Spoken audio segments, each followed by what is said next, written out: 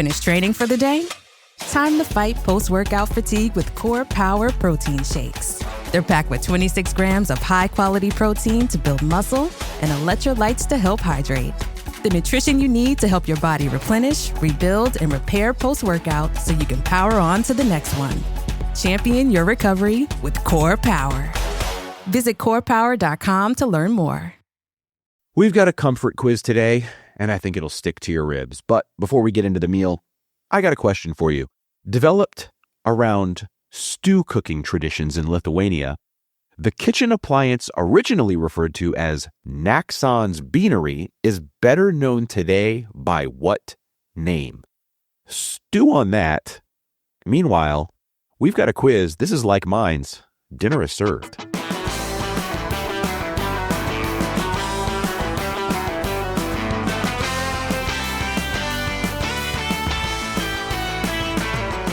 This is fun because on today's show, again, we have people who know each other. And this is always fun because these contestants have worked together quite a bit. And I mean, they'll let me know, but I'm pretty sure they've known each other since college days. And we're a little connected in those ways. But why keep talking about them like they're not here? They're here. They've run a podcast together for quite some time called Born to Love, which is all about positivity. It's really fun. People talking about stuff that they love. And I think it's time we had some positivity here on Like Minds. Starting off, she's an actress from The Office, from the unbreakable Kimmy Schmidt. She's the eponymous Kimmy Schmidt. Ellie Kemper. Hey, Ellie.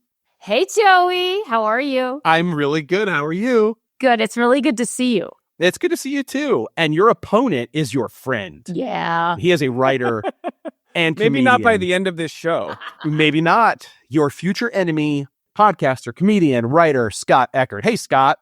Hey, Joey. Thanks so much for having us. Thank you for being here. We could sit here and just catch up and chat for a long time, but that's not what this is about. Maybe that'll come out as we go.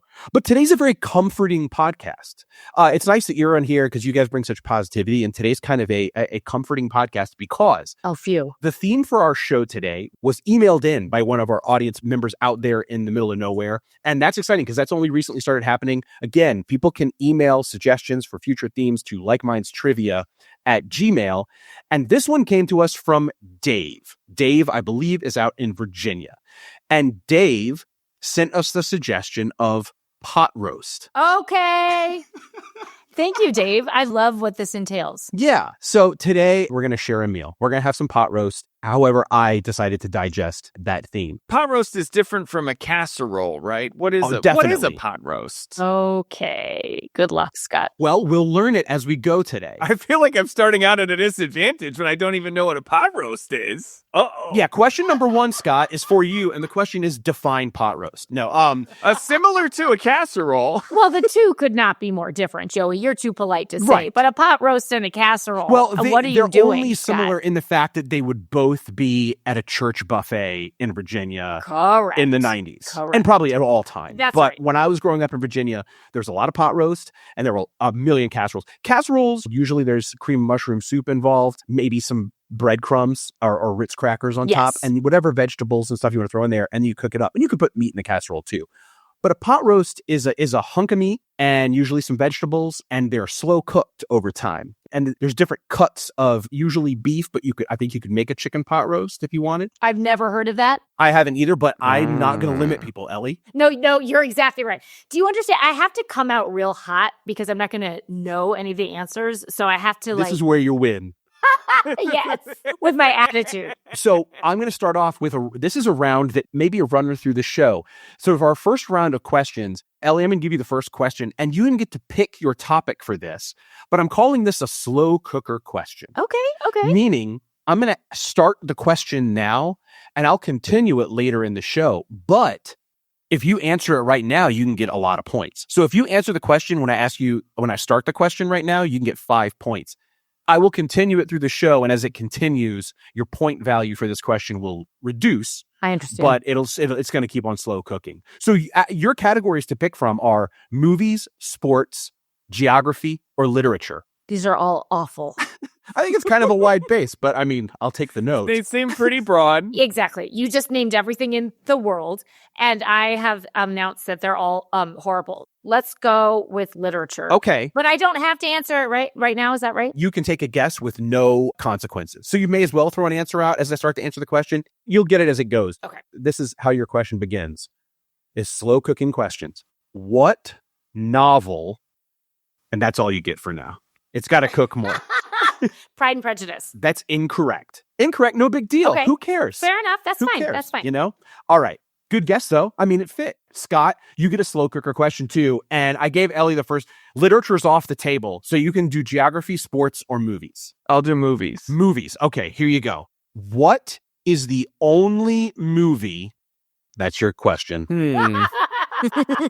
It's a slow cooker. I know what you're going to guess. Ooh. I'm trying to, because now I'm only thinking of movies that there are many of them. I will say Good Will Hunting. Good Will Hunting is a good movie. It's not correct. God, you guys are starting off pretty rough. This is bad. That's fine. Okay, we're just getting our sea legs. Those questions are cooking slowly in the crock pot off to the side. But now we're going to get into our first real round of questions. Scott, I'm going to give you our first real full category is called Where's the Beef? This is all about simmering rivalries. Oh boy. All right. I'm landed on thick. I like that. Scott, I'm going to give you this first question. This is just for you, Scott. 2 points if you get it right. Ellie could steal it for a point if you miss it or if you just feel like, I'm not going to do it. All right. Your question is, symbolizing the tension between them, Tom Cruise wears a Yankees cap and his son wears a Red Sox cap in what 2005 Steven Spielberg film? War of the Worlds. You came out with that fast.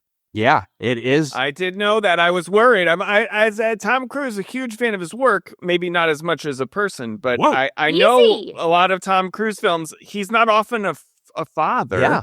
And he is in that movie. So yeah.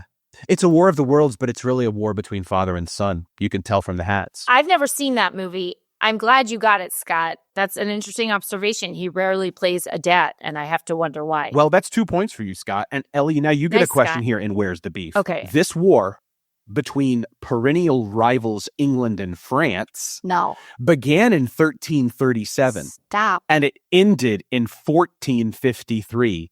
Name the war. I'm like mortified.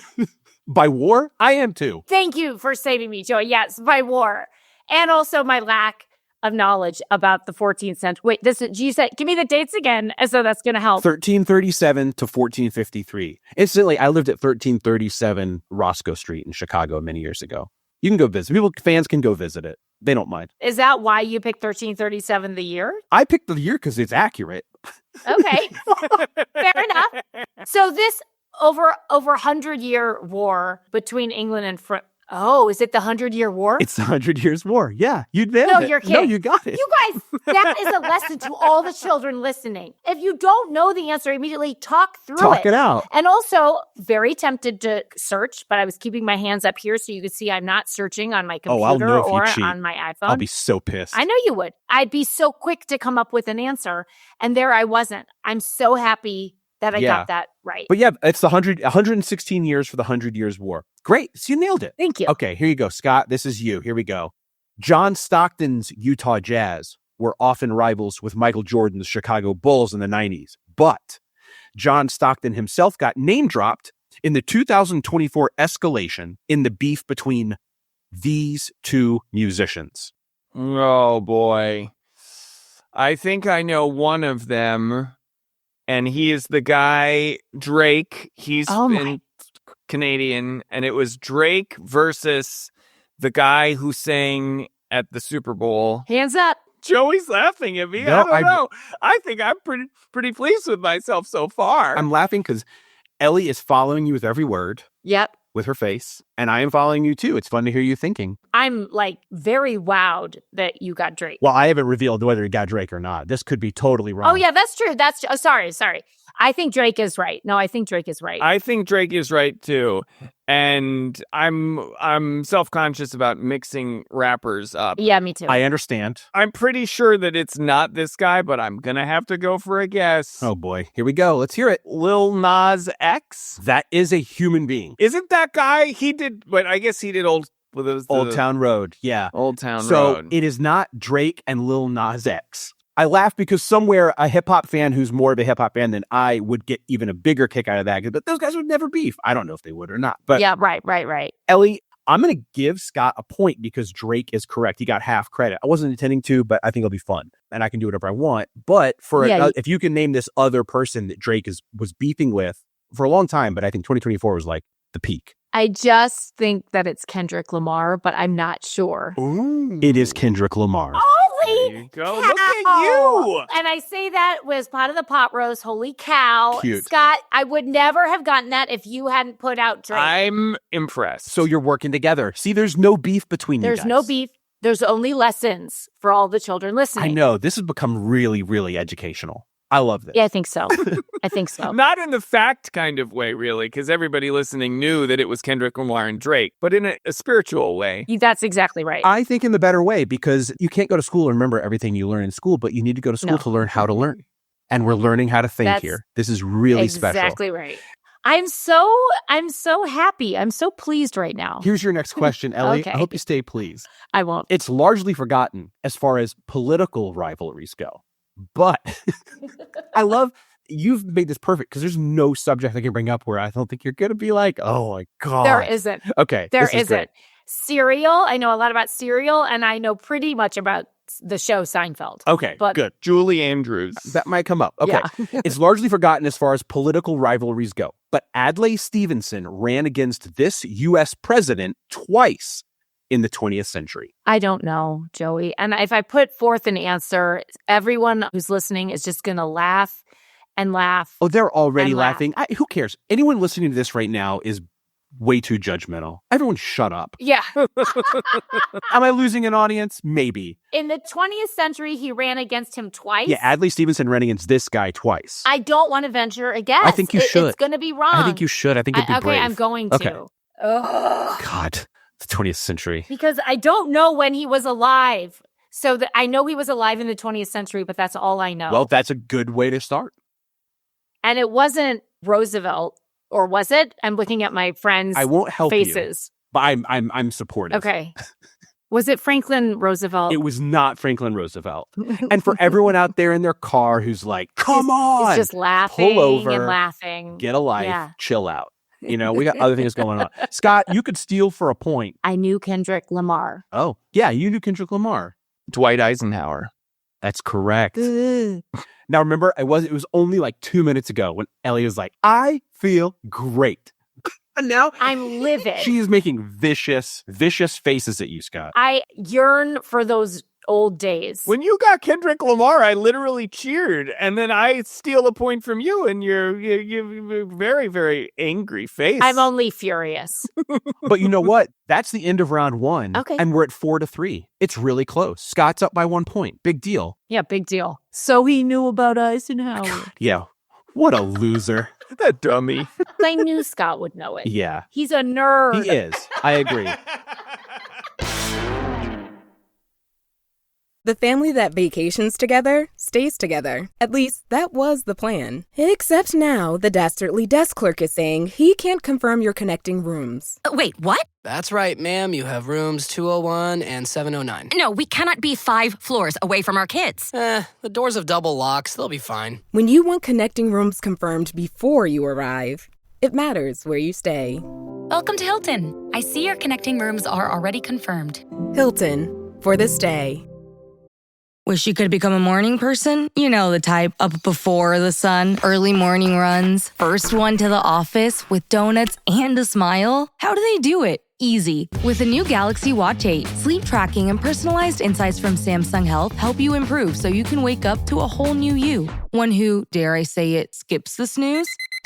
It's possible. Train your sleep with Galaxy Watch 8. Learn more at Samsung.com. Requires compatible Samsung Galaxy phone, Samsung Health app, and Samsung account. Before we move into round 2, why don't we check on our slow cooking questions? Oh, yes. Novel. Ellie, here's your question. You're going to laugh. So it's cooked a little more. So here's more of your question. What novel by Jane Austen? No. Yes. Now you can take a guess. This would be worth 3 points. We've cooked off some of the points. And I said Pride and Prejudice earlier, right? That was your guess before. Okay. Emma. The full question is, what novel by Jane Austen was made into a movie in 1996 starring Gwyneth Paltrow in the title role? 3 points, it's Emma. Wow. That's amazing. I can't believe that. I'm so pleased. Yeah. I mean, that question was a little undercooked and you nailed it. Thank you very much, Wow. Joey. So that's 3 points for me? That's 3 more points for you. Okay, thank you. And then we will not return to your question because it's all gobbled up. I got it. It's baked. Scott, you could get 3 points here too. Here's your movie question. What is the only movie nominated for Best Picture? That's all you get. Oh, no. Let's see here. It's a lot. It's a bigger well to pick from. I will say Avatar. Great guess. Definitely nominated for Best Picture. Not correct. Your question obviously needs a little more cooking. So That's okay, Scott. Ellie just jumped up into the lead here, but you still got a question coming. And that means we move into round 2. Now, this is a unique round 2. We've really never done something like this exactly. Okay. The category is pot roast. Okay. So I have a pot. Ooh. In this pot, well, first I should say you guys are going to judge each other here because you're so positive. We'll see what happens. Right. You're going to have a possibility of a scale of 1 to 10. But inside this pot are some pieces of paper sliced up. Now, I had to get a list. And so I think the list I used was like a Time magazine list from years ago of the 100 most influential people in the history of the world. Their names are in this pot. We're going to have a little cooking contest. Scott, you started our last round. I'm going to pull one of these out, and you're going to roast this person from history. We're having a pot roast. Ooh. Oh my gosh. Time to get mean. When you say I go first, I'm the only one who roasts them? Yeah, you're going to roast them. Scott will then, based on your meanness, based on your content, can give you between 1 and 10 points. Oh, okay. You are often referred to as the Queen of Mean. So this is going to be good. I know. So now it's time. Yeah, now it's time. Yep. Live up to my name. I'm just fiddling around. This pot is way bigger than this list. But if you just want to say stop, I'll try to stop whenever you want. Go ahead. Stop. Okay. You now will roast the Roman Emperor Augustus. Okay. Augustus Caesar, give it to him. Ellie, the mic is yours. The dais is yours. Augustus Caesar. A man so bird-like, they named a salad after him. Oh. I think that salad refers to Julius, but not today. A man so bird-like, they named a salad after him. A man so sweaty, they named a month after him. Oh. August. Thank you. Augustus Caesar, this was the emperor of Rome. Yep. Augustus Caesar, we like empires that actually continue. Oh.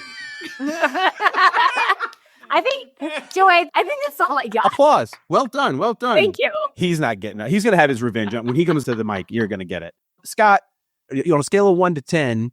I'm going to explain my rationale. I've decided on the fly that I'm going to give award points in 2 categories. One, historical knowledge, and the other, diss comedy. Great. I think that's fair. Yeah. Yeah. And I got to give it, Ellie, 5 out of 5 diss comedy. Okay. Very well done. On historical knowledge, a little lighter. What do you mean? August. Yeah, what do you Confirming that he was mean? a Roman emperor at the end. Maybe gave away the game a little. I'm going to give you 2 points for that.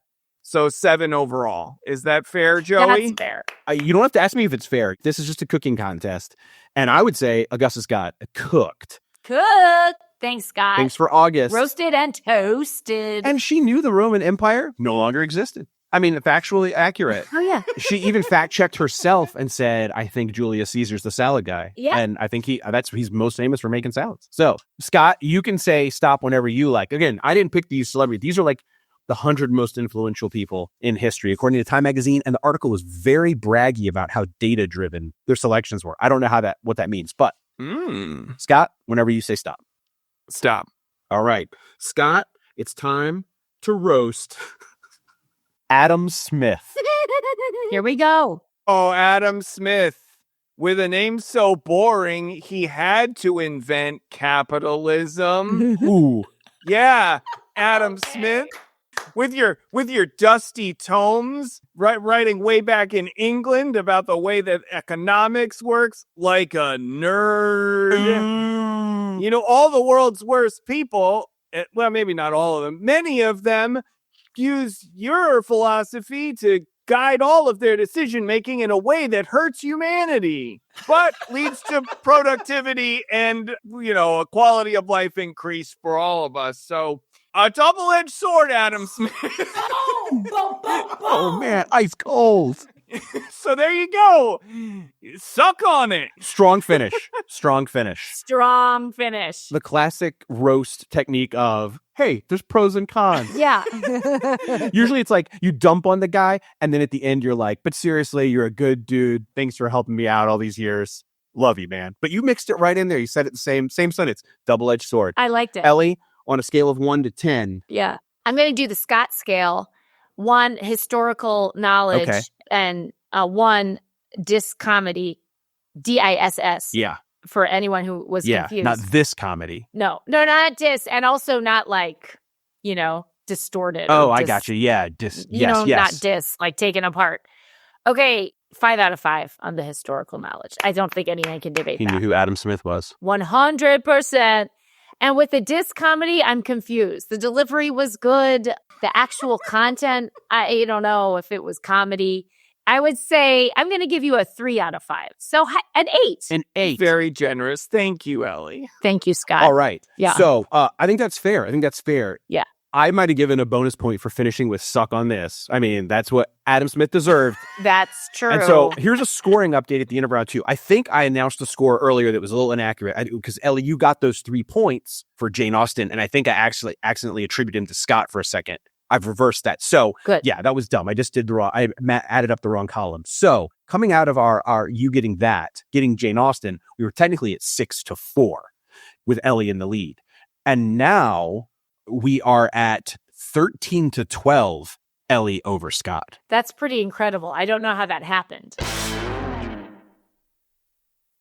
No one should have to choose between their own safety and their pets. But nearly half of domestic abuse survivors delay leaving because they can't bring their pets with them. Purina is helping to create more pet-friendly domestic violence shelters through the Purple Leash Project, so survivors and their pets can escape and heal together.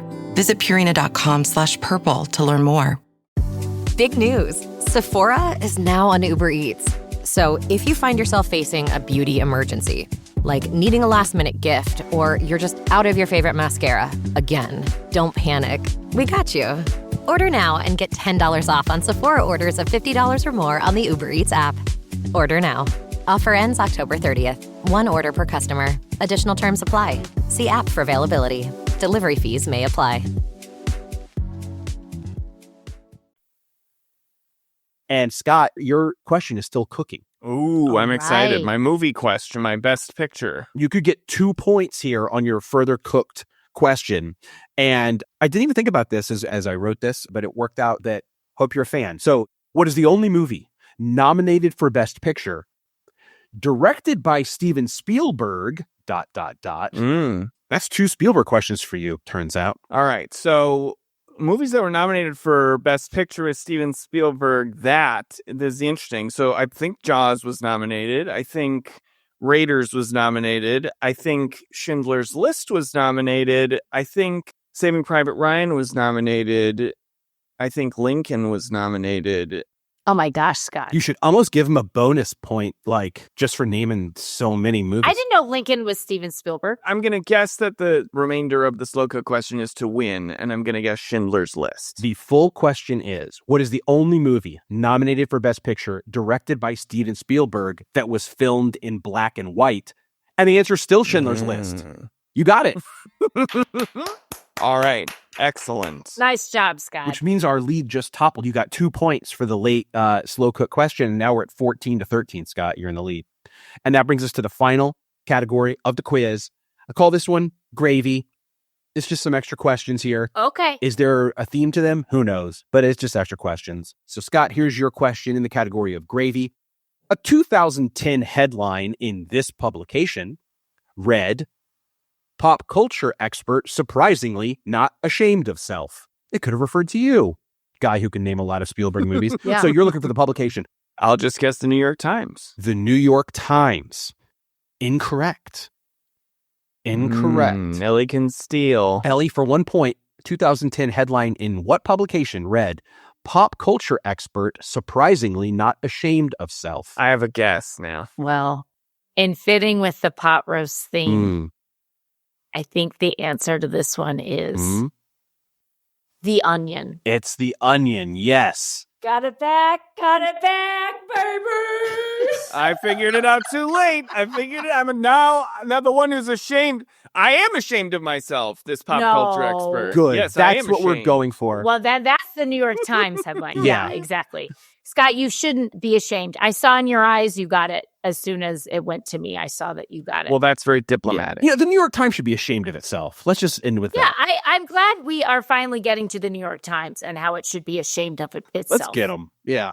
All right. Ellie, this is your question. Oh, no. What character in the movie Toy Story was voiced by Don Rickles? I don't know, but I'll give a guess because I've learned that's the best way, even if you don't know. Talk it through. Someone wisely said, hey, kids out there, talk it through. Don't give up. Don't put limits on yourself. Growth mindset. Yes. An older voice. So maybe, I don't know who was old in the Toy Story films. I've seen, I think, just one of the Toy Story movies, which is crazy because I do have kids. Yeah, there's 4 of them. But now. I'm a horrible mother. Yeah. You're a horrible mother. And that's the time. That's all our time today. Thank you. Ellie's a horrible mother. Thank you. Suck on it. Is that what you was, Scott? Take that, Adam Smith. Take it, Adam Smith. Okay, for Don Rickles, I'm going to say fork. Fork. Oh, Isn't there a fork? I think there was an eating utensil. He is not fork. Okay. I think that was Tony Hale. Yeah, he was Sporky, or was it Forky? Forky, yeah. Or Sporky. It may have been Sporky. I just know it was in the movie. Yep. But it was Tony Hale, who's fantastic. Yeah. Who disappeared so deeply into Sporky that I thought it was Don Rickles. God, he was doing his best Rickles impression. Yeah, all right. Scott? I'm going to try to steal, and I'm going to make a guess. I don't remember the character's name, but because I learned from The Onion, is there a hot dog? There is no hot dog. But you're on the right track. Oh, I get it. He was Mr. Potato Head. Oh, Joey. Well, that's... What? Sorry, guys. He was Mr. Potato Head. We're getting into the noticing the theme a little too late. Yeah, a little bit too, but it's coming. All right. Scott, here you are. Canadian comedian Scott Thompson is a member of the Kids in the Hall. Props to you if you know that American comedian Scott Thompson is better known by what nickname? Is it Carrot Top? 100%. Yes. Get it? Yeah, Props we to learned. you. Props to you. Yes, but we're learning. It's Carrot Top. His name is Scott Thompson. All right. Final question of the whole quiz right here, Ellie, for you. Okay. What video game domain? And domain just another word for place. What video game domain is ruled by Princess Peach and has the capital city of Toad Town? Well, I know we're in Super Mario World. Just putting that out there. So some of you gain some respect for me. As long as people don't lose the respect. I like that they gain it for you. I'm gaining it now. I'm very close to losing it again, Joey. Not a chance. Before I do that, let me hold on to it. Hold on. So we're in, you said Princess Peach. Is Princess Peach. You're losing respect. Careful. Princess Peach. Losing a little bit of respect. Princess Peach. The capital of this place is Toad Town. And Princess Peach is the queen of it? Or the princess of it? Well, she's the princess, yeah. But I don't really know how the royalty works. I don't either. It has to do with the pot roast, and it's a land, and Toadstool is the capital. So I'm going to say lily pads. Lily pads. That's not correct. Scott, do you know the name of this video game domain? If so, what is it? I think I do. Is it the Mushroom Kingdom? It is the Mushroom Kingdom. You video game dweeb. Yeah, dweeb. Yeah, let's get him. Dweeb, Let's suck get on him. Well, reaching the pot. Scott Eckert, next name up. On that list, incidentally, was also Grover Cleveland, which I thought was crazy. There were 100 people from history chosen for that list. It's data-driven. Yeah, that's exactly like whatever their data-driving... What, do you happen to remember what his data-driven, brag was? No idea. Basically, their article was just like, we've compiled all this data about influence, and I think it was number of times people have been mentioned in publications and all this kind of stuff. Interesting. But it's like, Genghis Khan, Jesus Christ and Grover Cleveland, right up there. I can't. That feels like it's mixed up with something else. I don't know what, but that they were Googling a different. Something went wrong. Right. The references to Cleveland just. Yeah, the number city. of times Cleveland got name dropped. He's just benefiting all the time. Exactly. Unfair. My name's Billy New York, and I am easily the most influential person in American history. Well, hey, we're done. And I have done my math while I stalled. And with a score of 17-14, Scott Eckert, you have won the day. Ooh. Scott. How impressive. Thank you. Congratulations. I think it's due in large part to Ellie's generous diss score. So I think I easily could have zeroed out on that for the listeners keeping track. If you thought the comedy was zero on the diss on the roasting, you had a lot of attitude. It would be you had a lot of attitude, and you're clearly a communist. So exactly, those get 3 points from me. Hey, you guys showed up really strong. 17-14 is high scoring. Thanks, Joey. I was at turns pleased, disappointed, angry, and then pleased. It's a roller coaster. Yeah, it was. But I hope it was also comforting as pot roast is. Thanks again to Dave for suggesting that. And I'll just mention at the end here, it's been nice to see you guys again together. I mean, I think the only time we've probably been in the same room together might have been, I think you guys were in Chicago a million years ago. But shout out to Dave for the suggestion, but also shout out to Eric Bland, my brother, whom you both knew back in your old college days. That's right. It's true. Eric and I know each other best from the Triangle Club, where we performed musicals all the time. Eric has been to my house. We should end it right there. Tour. That's the last line of the podcast. Credits. I think Eric lost a tooth at my house. Oh, yeah. My brother broke his tooth as a young person. At a show. Cracked. And then when you guys were in New York, in St. Louis, it rebroke and they had to get it repaired somewhere on the road. Is that right? I think that was right. He'll write in to tell us if that's right. Oh, yeah. I'm not talking to him, but he can send a letter. No, we're not going to be talking, Joe. A physical letter, not likemindstrivia@gmail.com. A physical letter needs to be sent. Thanks for dropping the email address, Scott. Yes, please send more suggestions like pot roast or like whatever you want. You guys, you lived up to expectations. This was lovely.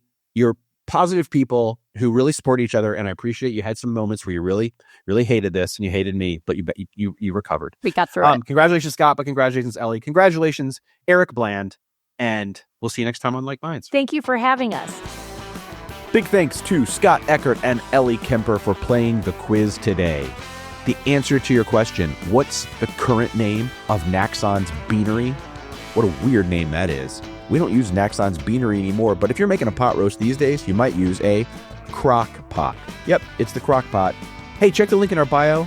You can find links to old live shows there. You can learn about new live shows and get tickets for our upcoming streaming shows when we have them. Don't forget to rate, review us. Always helps. Thanks. See you next time on Like Minds.